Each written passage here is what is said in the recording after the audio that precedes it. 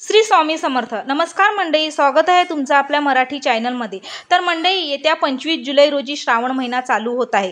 तर या श्रावण महिन्याचे महत्त्व काय, तसे या महिन्यात शिवमूठ का वाहिले जाते त्याचे महत्त्व मी तुम्हाला या व्हिडिओद्वारे सांगणार आहे. तर व्हिडिओ स्किप न करता पूर्ण नक्की बघा.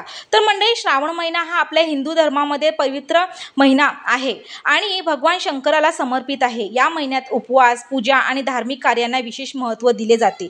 या महिन्यात शंकराची पूजा केल्याने विशेष फळ मिळते असे मानले जाते. श्रावण महिन्यात उपवास करणे अत्यंत शुभ मानले जाते. उपवास केल्याने मन आणि शरीर शुद्ध होते. या महिन्यात सात्विक आहार घेतल्यावरती भर दिला जातो. विशेष करून लोक मांसाहार, कांदा, लसूण खाणे टाळतात. श्रावण महिन्यात नैसर्गिकरित्या वातावरणातील बदल होते. पावसाळ्यामुळे निसर्गाची हिरवळ अधिक सुंदर दिसते. आता या श्रावण महिन्यात दर सोमवारी शिवमूठ का वाहिले जातात, तर ते शिवमूठ वाहणे ही एक धार्मिक प्रथा आहे जी भगवान शंकराप्रती भक्ती आणि श्रद्धेचा भाग आहे.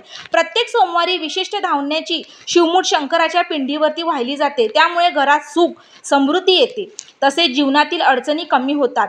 काही ठिकाणी शिवमूठ अर्पण केल्यानंतर नैवेद्य दाखवण्याची ही प्रथा आहे. या श्रावण महिन्यात पहिल्या सोमवारी तांदूळ, तर दुसऱ्या सोमवारी तीळ, मग तिसऱ्या सोमवारी मूग आणि चौथ्याला जवस, पाचव्याला सातू अशा प्रकारे धान्य आहेत. या धान्याची एक मूठ घेऊन शंकराच्या पिंडीवर वाहिली जाते. नंतर त्याची पूजा केली जाते. शिवमूठ वाहणे ही भक्तांची शंकराप्रती असलेली भक्ती आणि श्रद्धेची भावना दर्शवते.